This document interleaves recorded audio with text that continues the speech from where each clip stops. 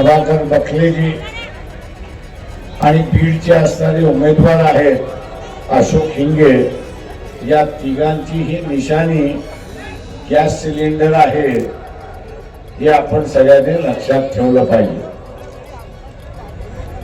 मित्रो,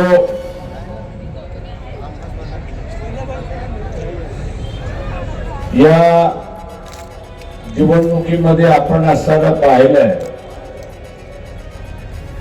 उमेदवार काँग्रेस शिवसेनेचा असेल किंवा भारतीय जनता पक्ष शरद पवार, भारतीय जनता पक्ष अजित पवार आणि एकनाथ शिंदे यांच्या उमेदवार आपण बघितले तर एकाच समाजाचा आहे. औरंगाबाद मधला त्याचा असताना फरक काय एवढीच असणारी परिस्थिती आहे. हे नुसते एका समाजाचे नाही तर हे नात्या गोत्याचे आहेत हे आपण असताना लक्षात घ्या. हे सगळे मराठा समाजाचे आहेत पण तेही श्रीमंत मराठा समाजाचे. जरांगे पाटील यांनी उभा केलेला जो मराठा समाजातला वर्ग आहे त्याच्यामधला एकही उमेदवार दिलेला नाही. सत्ता ही मराठा समाजाच्या नावाने, पण प्रत्यक्षात ही असणारी सत्ता घराणेशाहीच्या हातामध्ये हे आपण लक्षात घ्या. ही घराणेशाहीच्या हातामध्ये आहे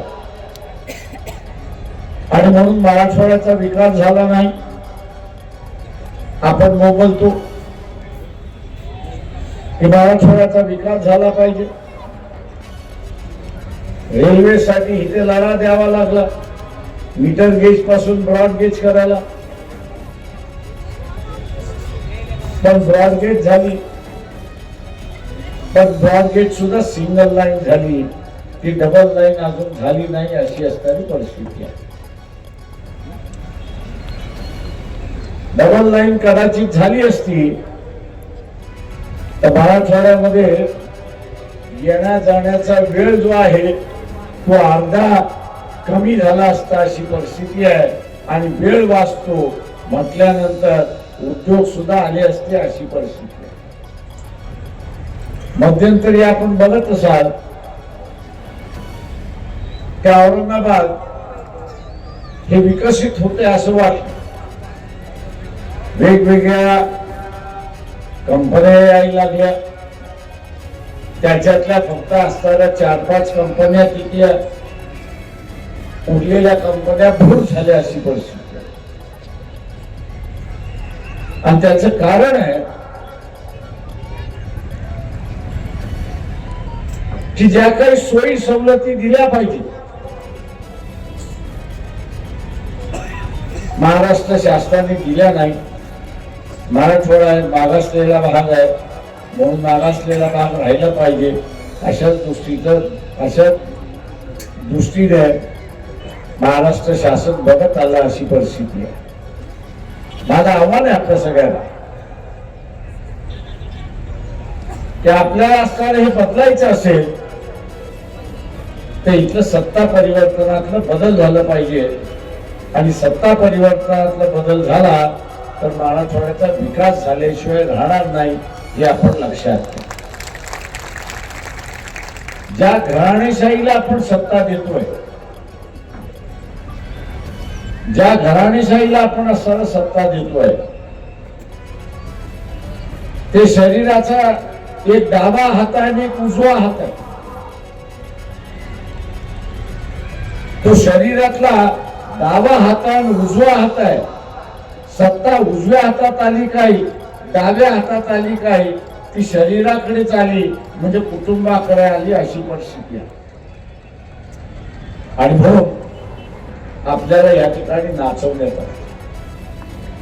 इलेक्शनच्या वेळेस हे दोघं कोंबड्यांसारखे झुंजतात आणि आपल्याला असं वाटतं की यांची झुंज खरी झुंज आहे, पण यांची झुंज ही नौटंकीची झुंज असते, आपण लक्षात घ्या. देखावा असतो, फसवागिरी असते. इलेक्शनच्या दिवशी मतदान झालं की दुसऱ्या दिवशी दोघं एका हॉटेलमध्ये खाताना आपल्याला दिसतात आणि मग आपण म्हणतो अरे बाबा आता तर भांडत होते ना, आता कसं जमलं. यांचं भांडण कधीच नव्हतं, तुम्हाला फसवायचं होतं म्हणून भांडण होतं. काही प्रमाणात असणार तीच बाब या ठिकाणी होते, हे आपण लक्षात घ्या. मी इथल्या मुस्लिम बांधवांना सांगणार आहे की मुस्लिम मतावरती तुम्ही असणारा सीट जिंकू शकत नाही अशी परिस्थिती आहे. चंद्रपूरमध्ये काँग्रेस पक्षाची असणारी उमेदवार मिसेस धानोरकर यांनी स्टेटमेंट केलं, जिंकणारी बाई होती असं मी त्या ठिकाणी मानतो. तिने स्टेटमेंट असं केलं की जिल्हा परिषदेची सत्ता, आमदारकीची सत्ता आणि खासदारकीची सत्ता ही कुणबी समाजातच असली पाहिजे. हिने स्टेटमेंट काय केलं की जिल्हा परिषदेची सत्ता, नगरपालिकेची सत्ता, आमदारकीची सत्ता, खासदारकीची सत्ता ही कुणबी समाजातच राहिली पाहिजे. चंद्रपूर मधल्या मतदारांनी सांगितलं आता तुला आम्ही बघतो, आम्ही तुला बघतो.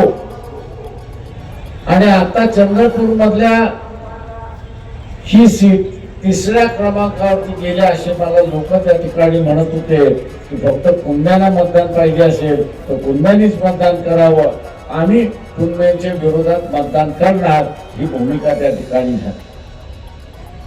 एका समाजावरती इलेक्शन जिंकता येत नाही. तुम्हाला सर्वसमावेशक व्हावं लागेल आणि सर्वसमावेशक झाल्यानंतरच निवडणुका या ठिकाणी जिंकता येतील अशी परिस्थिती आहे. आज या औरंगाबाद मध्ये चर्चा आहे की वंचित बहुजन आघाडीने एक मुस्लिम उमेदवार दिला. जे बोलतात आहेत मी त्यांना असताना विचारतो की विधानसभेमध्ये याच MIM ने वंचितच्या पाठीत खंजीर खुपसला की नाही एवढं फक्त असताना सांगा.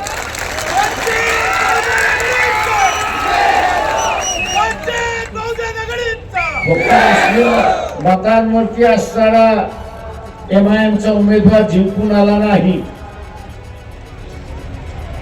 ते MIM चा उमेदवार जिंकून आला इथल्या OBCच्या मतावरती जिंकून आला, एवढं लक्षात घ्या.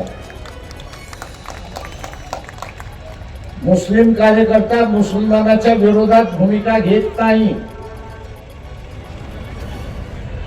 मुस्लिम समाज पाठीमागे राहिलाय त्याचं एकमेव कारण की त्याच्या समाजातला वाईट माणूस मुस्लिम कार्यकर्ता वाईट असला तरी त्याच्या विरोधात तो भूमिका घेत नाही आणि त्याला सांगत नाही की तू असताना चुकलेला आहे.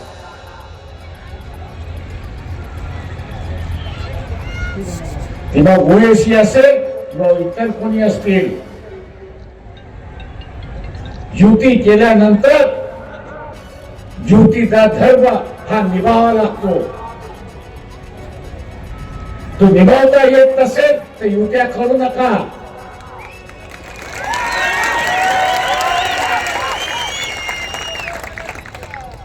युत्या करता येत नसेल आणि धर्म निभावता येत नसेल तर युत्या करू नका.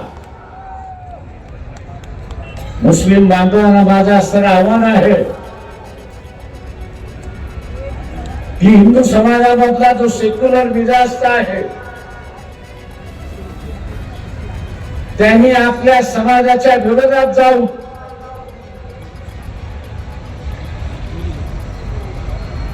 सेक्युलर उमेदवार आणि सेक्युलर राजकारण या देशामध्ये उभारलं पाहिजे. म्हणून त्यांनी असताना एका मुस्लिम माणसाला मतदान दिलं. त्याची कदर तुम्हाला आहे की नाही? आणि मुस्लिम बांधव हे जर खरं कदर करणार असते तर येत्या काळामध्ये तुमच्या बरोबर कोण उभं राहणार नाही हे लक्षात घ्या. एका मौलवीनं सुद्धा इशारा देतोय की मानवतेच्या नात्याने आम्ही तुमच्या बरोबर उभे राहू, पण तुम्ही सुद्धा मानवतेच्या नात्याने माणुसकी बरोबर आणि सेक्युलर बरोबर उभं राहायला त्या ठिकाणी शिकलं पाहिजे. फक्त माझ्या धर्माचा आहे आणि म्हणून सर्व गुन्हे माफ अशी असणारी भूमिका घेणार असतात तर जे बीजेपीचं राजकारण आहे, मुसलमानांना वेगळं पाडण्याचं जे राजकारण आहे ते यशस्वी इथला मौलवी आणि इथला मुस्लिम समाज करतोय हे आपण सारा लक्षात घ्या. बीजेपीच्या राजकारणाला यशस्वी कोण करणार असेल तर इथला असणारा मौलवी करणार आहे आणि इथला असणारा मुस्लिम बांधव करणार आहे हे आपण लक्षात.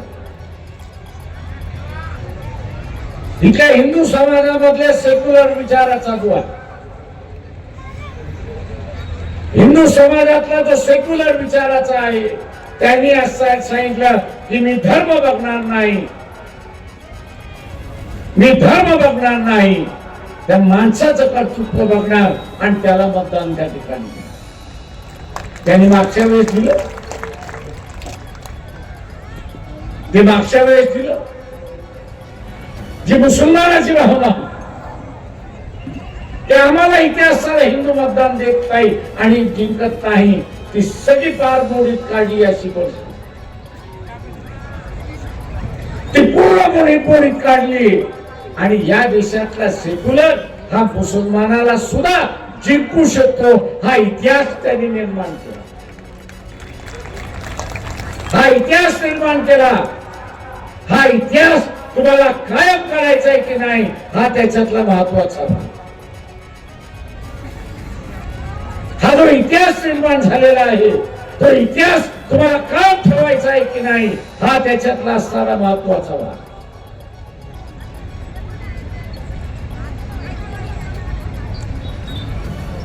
कालच मोदीचं वाक्य की बाळासाहेब ठाकरेंचे असणारे माझ्यावरती उपकार आहेत आणि म्हणून उद्धव ठाकरे अडचणीत आले तर मी त्याच्या पाठीशी उभा आहे आणि पाहिजे ती मदत मी त्या ठिकाणी करणार आहे. हे उद्याच्या येणाऱ्या राजकारणाची नांदी आहे हे आपण लक्षात घ्या. ही उद्याच्या राजकारणाची नांदी आहे. वाटाघाटी ज्यावेळेस चालल्या होत्या त्यावेळेस आम्ही पहिल्यांदा म्हणालो होतो की आपण सेक्युलर मतावरती जिंकून येणार आहोत आणि म्हणून सेक्युलर मतदाराला हे आश्वासित करू की 5 वर्ष आम्ही भारतीय जनता पक्षाबरोबर समझोता करणार. हे आश्वासन आपण देऊ.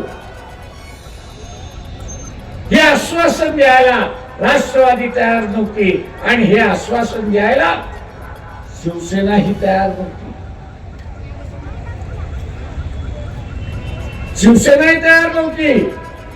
मी आता असणारा काही मुस्लिमांचं बघतोय नाही आपण सेक्युलर पार्टी को वोट देना चाहिए. अरे कोण सेक्युलर?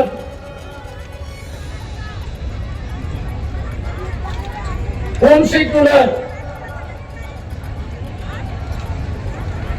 25 वर्ष शिवसेनेचा उमेदवार हा भारतीय जनता पक्षाबरोबर होता.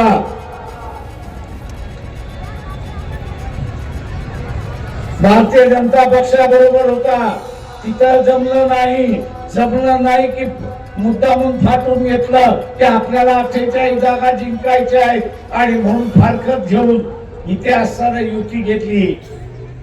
आम्हाला शंका होती, म्हणून आम्ही म्हणालो की बाबा सेक्युलर मतदाराला आश्वासन देऊ की 5 वर्ष आम्ही त्या ठिकाणी जाणार नाही, बीजेपी बरोबर जाणार नाही. आश्वासन दिलं नाही आणि इलेक्शनच्या दरम्यानच आपल्याला दिसतंय की मोदी हे सांगत चुकलेले आहेत की काळजी करू नका, उद्धव ठाकरे आणि त्यांची सेना आपल्याकडे आल्याशिवाय राहणार नाही, आल्याशिवाय राहणार नाही. हे संकेत आहे, ही दिशा आहे. आणि मग मी इथल्या मुसलमानांना विचारतो, किस जबान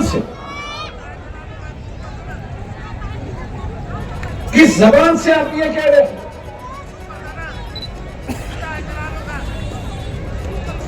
कि शिवसेना जो है ये सेक्युलर हो गई, सेक्युलर मिजाज का दिमाग हो गया. कांग्रेस ने एक वॉशिंग मशीन का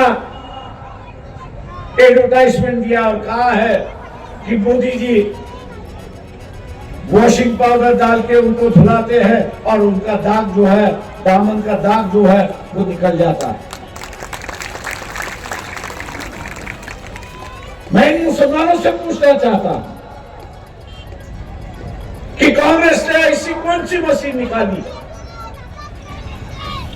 कांग्रेस ने ऐसी कौन सी मशीन निकाली है कि जिसमें उसको अंदर डालो और धार्मिक आदमी जो है वो सेक्युलर बन जाता है, पूरी विचारधारा उसकी बदल जाती. मुखौटा तो हर वक्त कोई बदलता रहता है, लेकिन मुखौटे के पीछे जो असली तस्वीर है वही सामने लेने की चाहिए. ये मुखौटा जो है ये दिखावा. अगर मुस्लिम समाज यहां पे चूक गए, अगर मुस्लिम समाज यहां पे चूक गया तो मान लो दोबारा ये मौका आपको मिलेगा. ये बात मैं नहीं कह रहा हूं, इस देश की जो अर्थ मंत्री है निर्मला सीतारामन, उनके जो पति है वर्कला प्रभाकरन, उनकी 10 या 12 दिन पहले वीडियो पे मुलाकात है और उस वीडियो के मुलाकात में उन्होंने कहा है कि अगर दोबारा मोदी चुन के आते हैं तो संविधान के बचेगा तो नहीं, लेकिन उन्होंने मुसलमानों को आगाह किया है, ईसाइयों को उन्होंने आगाह किया है और ये कहा है कि अगर बीजेपी और मोदी दोबारा सत्ता पर आते हैं तो मुख्यमंत्री के वक्त में जो गोधरा में हुआ, मुख्यमंत्री के वक्त जो गोधरा में हुआ और प्राइम मिनिस्टर होते हुए जो मणिपुर में हुआ, कतलेआम जो हुई, वही सिलसिला वो कह रहा है कि भारत के गली गली में हो, भारत के गली गली में होगा. ये कोई छोटा मोटा आदमी नहीं है,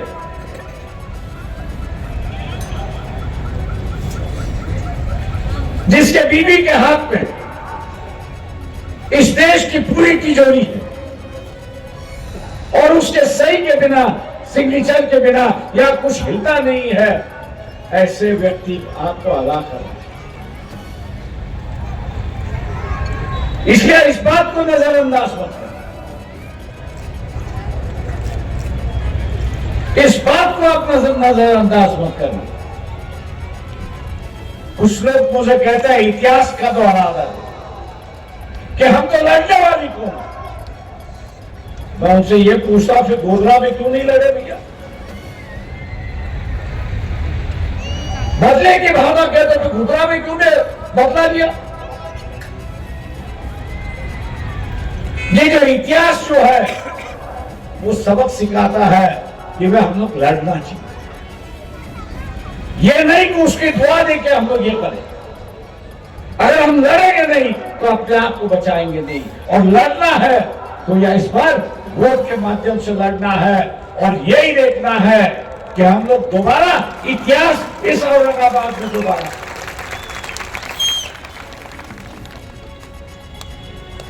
जैसे मैंने पहले वक्तव्य में यहां पर कहा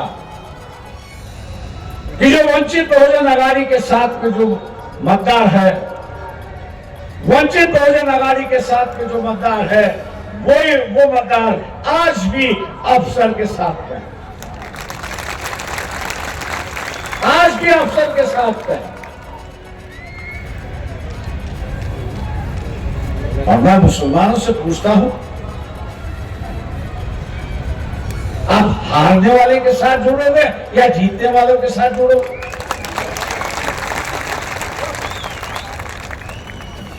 गलतियां तो मुसलमान करते आ रहा है। औरंगजेब पे मजहब पर वंचित बहुजन अघाड़ी, मोहम्मद पैगंबर कबीर जो है वो वंचित बहुजन अघाड़ी है।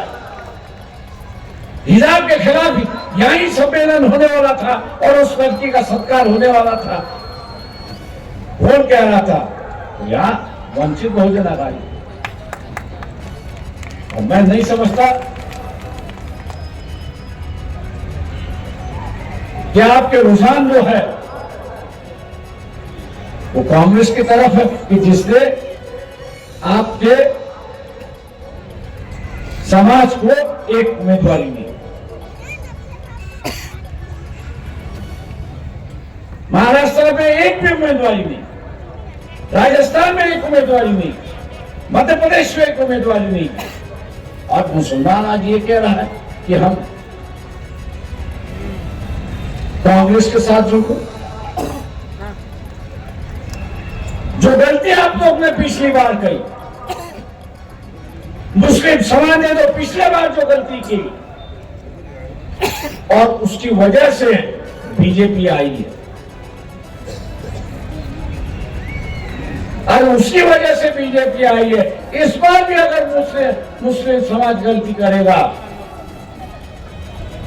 इस बार भी अगर मुस्लिम समाज गलती करेगा तो बीजेपी आने का दोष जो है वो मुसलमानों पर ही आता है।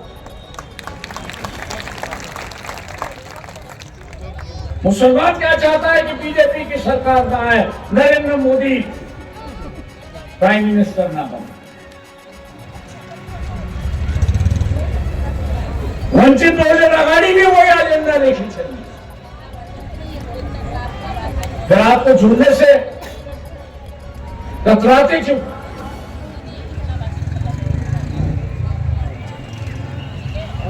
आप जोड़ने से कतराते क्यों?